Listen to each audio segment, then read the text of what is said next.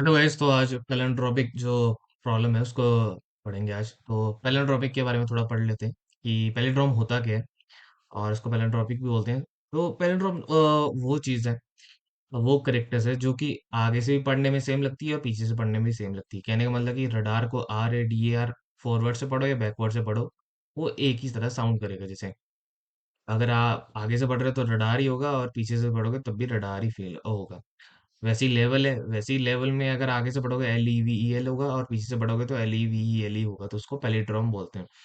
तो इसी तरह का क्वेश्चन जो आता है एक एनाग्राम पे हमने पहले से कर रखा था, आप पैलिंड्रोमिक के करेंगे कि एक स्ट्रिंग है उसमें से हमें लार्जेस्ट जो है पैलिंड्रोमिक जो है वो ढूंढना है। कहने का मतलब कि ये है कि हमें वो सब स्ट्रिंग ढूंढना है जो आगे से भी पढ़ने में सेम है पीछे से पढ़ने में सेम है। बट कंडीशन ये है कि वो लॉन्गेस्ट होना चाहिए, वो छोटा नहीं होना चाहिए। नहीं तो ऐसे अगर आप स्मॉलेस्ट स्मॉलेस्ट देखोगे तो टी आ जाएगा। टी का कहने का मतलब ये है कि जैसे सिंगल सब स्ट्रिंग है, इसको एक ही वर्ड है तो एक भाई आगे से पढ़ो या पीछे से पढ़ो एक ही सेम हो जाता है। ठीक है, तो स्मॉलेस्ट में तो इस तरह से बहुत सारे आ जाएंगे। बट हमें लॉन्गेस्ट निकालना है जो कि सबसे बड़ा पैलिंड्रोमिक सबस्ट्रिंग है। तो उसको शुरू करने के लिए देखते हैं।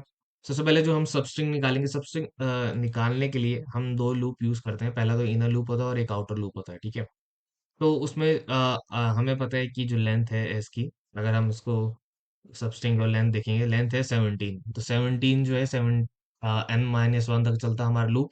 तो ये चलेगा स्टार्टिंग फ्रॉम जीरो, जीरो से लेकर 16 तक चलेगा, 17 तक नहीं जाएगा क्योंकि n-1 तक चलता है लूप। और इस तरह से आइट्रेशन होती रहेगी। तो आइट्रेशन में पहले क्या होगा, पहले तो इंडेक्स आएगा। ठीक है, हम इंडेक्स होगा। इंडेक्स का कहना मतलब कि पहले जीरो आएगा, टी नहीं आएगा। टी तब आएगा जब हम जैसे हमने पिछली वीडियो में देखा था कि किस तरह से इंडेक्स के थ्रू वेरिएबल निकालते हैं स्ट्रिंग में, उस तरह से निकालेंगे। ठीक है, तो पहले तो सब स्ट्रिंग निकालेंगे। सब स्ट्रिंग निकालने के लिए हम जो है एस एस हमारा वो स्ट्रिंग है जिसमें स्ट्रिंग है, और आई से स्टार्ट करेंगे, आई से लेके J+1 कर देंगे। J+1 इसलिए कर देंगे, और यहाँ पर 14 नहीं आएगा, यहाँ पर 17 आएगा। तो लेंथ और एस हम जो है सेम ही रखेंगे। और यहाँ पर आई क्यों रखा है ये भी बताता हूँ। ठीक है, देखो यहाँ पर देखो 16 वर्ड्स है। ठीक है, 16 वर्ड्स है। तो पहले क्या होगा, आई में क्या होगा, पहले आई में जीरो आएगा। ठीक है, जीरो आएगा और जे से, और जे की जो जीरो से लेके 70 तक जाएगा आउटर लूप। और इनर लूप क्या है, इनर लूप में हमने आई दे रखा है तो ये भी जीरो से लेके 17 तक जाएगा। ठीक है, उसके बाद इसने क्या किया, एस टी जो है हमारी एक एम टी स्ट्रिंग है, एम टी सॉरी लिस्ट है, उसमें हम अपेंड कराते जा रहे हैं जो जो सब स्ट्रिंग है। तो एस में क्या होगा, एस में ये आई जीरो से लेके, और जे की वैल्यू क्या थी, जे की वैल्यू की स्टार्टिंग जीरो थी, 0+1। तो कहने का मतलब कि ये जीरो से लेके 1 तक जाएगा। तो जीरो से लेके 1 तक जाएगा तो पहला अक्षर क्या होगा, टी होगा। तो हमारा सब स्ट्रिंग में टी आ जाएगा। ठीक है, अब जब तक इनर लूप खत्म नहीं होता आउटर लूप में नहीं जाएगा। फिर क्या होगा, जे की आई तो जीरो से स्टार्ट हुआ था, अब आएगा 1। ठीक है, तो अब जीरो की जगह 1 आ जाएगा, तो 1+1 क्या हो जाएगा, 2 हो जाएगा। तो जीरो से लेकर 2 तक जाएगा तो दूसरा क्या वर्ड आएगा, TH आएगा। ठीक है, इसी तरह से चलते जाएंगे। फिर जब मान लो कि ये सारा कुछ इनर लूप जो है हमारा ख़त्म हो जाता है, उसके बाद जो है दोबारा से जो वर्ड आएंगे, बता देता हूँ मैं कि अब जो है आई जो है हमारा 1 हो जाएगा। ठीक है, जैसे जीरो तो ख़त्म हो चुका है, अब 1 हो जाएगा। तो 1 से लेके 1 हो जाएगा, और ये कहाँ तक चलेगा, 1 से लेके 17 तक चलेगा जे में। तो जे में पहले 0 17 था, अब 1 17 हो जाएगा। ठीक है, और हमने इसीलिए आई लिखा है ताकि अब जो है स्टार्टिंग जो भी एच से होगी। ठीक है, अगर हम यहाँ पर आई नहीं लिखेंगे तो ये स्टार्टिंग में टी से ले लेगा, जिसका कोई मतलब नहीं होगा, तो सबस्ट्रिंग वो बनेगी नहीं। ठीक है, हमें पहले टी के सबस्ट्रिंग बनाने, फिर एच के, फिर आई के, इस तरह से बनाते जाने। इसीलिए हमने आई ले रखा है ताकि जो अगली सबस्ट्रिंग होगी, जैसे अगला जो लूप चलेगा, जैसे जीरो के बाद 1 आएगा तो यहाँ से ये एच से स्टार्ट हो, ना कि टी से। तो इस तरह से पहले एच आएगा, फिर एच आई एस आएगा। ठीक है, फिर HIS आ जाएगा। इस तरह से सबस्ट्रिंग जो है बनती जाएगी। ठीक है, तो देख भी लेते हैं कि अगर इसको रन करेंगे तो इस तरह से ST, अगर हम इसको प्रिंट करेंगे तो देखो यहाँ पर सबस्ट्रिंग इस तरह से सबस्ट्रिंग जो है बन रही है। टी आएगा, TH आएगा, जैसे मैंने इसमें बताया भी था कि पहले टी आएगा, TH आएगा। ठीक है, और जब टी के सारे बन जाएंगे तो एच से स्टार्ट होगा, फिर HIS आएगा। अगर हमने यहाँ पर आई ये जो है यहाँ पर आई नहीं लिखा होता, यहाँ पर कुछ 1 लिख दिया होता या 0 लिख दिया होता, तो ये टी से स्टार्ट हो जाता है, जो कि गलत सबस्ट्रिंग बन जाता। अब सबस्ट्रिंग तो आ चुके हैं, ठीक है। अब लॉजिक क्या लगेगा, इसमें लॉजिक लगाने की जरूरत है कि इसमें आपको पैलिंड्रोमिक ढूंढना है जो आगे से भी सेम हो और पीछे से भी सेम हो, ठीक है। तो हम क्या करेंगे, ये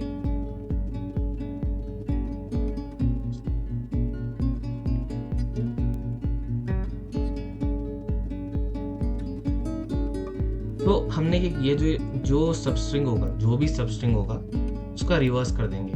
अगर रिवर्स करने के बाद वो एकदम सेम है, इक्वल टू है, उसको हम एक और लिस्ट है वहाँ अपेंड कर देंगे, ठीक है। तो अपेंड करने के लिए एक और हमने लिस्ट एम्प्टी लिस्ट ले रखी थी, ई ले रखी थी, उसमें क्या करेंगे, वहाँ पर उसकी जो लेंथ है वो अपेंड कर देंगे, जो कि ये होगी, क्योंकि हमें लॉन्गेस्ट पैलिंड्रोमिक की लेंथ में निकालनी है और हमें दिखाना भी है कि कौन सा वाला सबसे क्या बोलते हैं, सबसे पैलिंड्रोमिक जो है, सबसे क्या कह सकते हैं कि ये स्ट्रिंग जो है सबसे पैलिंड्रोमिक और इसकी लेंथ ये है, ठीक है। उसके बाद हमें प्रिंट मैक्स भी करा देना है। अभी हमने इसमें लेंथ प्रिंट करवा रहे हैं, उस जो वर्ड है वो भी प्रिंट करवाएंगे। तो जब इसको चलाएंगे, ठीक है, तो यहाँ पर एक एरर आ चुका है, यहाँ पर इक्वल टू का एरर है। ये कह रहा है कि st.append, सॉरी यहाँ पर ये नहीं आएगा, हमने जब ये यहाँ पर क्लिक हो चुका था, ठीक है। तो देखा कि इसमें जो 7 जो है वो सबसे लॉन्गेस्ट स्ट्रिंग है। अब उस सब स्ट्रिंग को देखने के लिए लेट सपोज हम कोई भी एक एम्प्टी लिस्ट बना लेते हैं और वहाँ पर अपेंड कर देंगे t.append, ठीक है।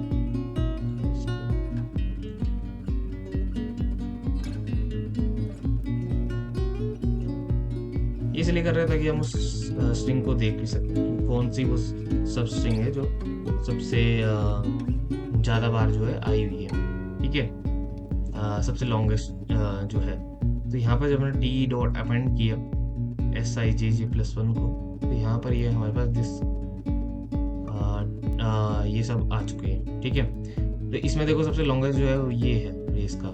देखो ये भी पैलिंड्रोमिक थी, ये आगे से पढ़ने में पीछे सेम है, ये भी सेम है, ये भी सेम है, ये भी सेम है, ये भी सेम है, ये भी सेम है, ठीक है। रेस का RACECAR और पीछे से पढ़ेंगे तब B आएगा। ये तो आएंगे सिंगल वाले तो सारे आएंगे, ACECA, ये भी एक सबस्ट्रिंग थी पैलिंड्रोमिक जो कि लॉन्गेस्ट थी, ठीक है। इस तरह से C ये सब थे, बट हमें जो है सबसे लॉन्गेस्ट वाली देखनी थी, जो कि है रेस कार, ठीक है। तो ये वाला जो है इसकी लेंथ जो है प्रिंट हो चुकी है और हमने इसको रेस कार को देखा कि यही है सबसे लॉन्गेस्ट पैलिंड्रोमिक। तो इस तरह से जो है हम पैलिंड्रोमिक निकालते हैं सबस्ट्रिंग के थ्रू, कंपेयर करते हैं, पहले रिवर्स करते हैं और उसको सबसे लॉन्गेस्ट जो लेंथ है वो निकाल देते हैं और उसमें से फाइंड आउट भी कर लेते हैं कि रेस कार ये वाला वर्ड है। अगर आपको वो बेसिकली बोले कि हाँ भाई रेस इतनी सारी स्ट्रिंग्स हैं, आप उसका क्या बोलते हैं, उसमें से आप ऐसे थोड़ी ना, मान लो 100 आ चुकी है एक स्ट्रिंग में और उसमें आप ढूंढ रहे हो कि कहाँ पे सब स्ट्रिंग है, तो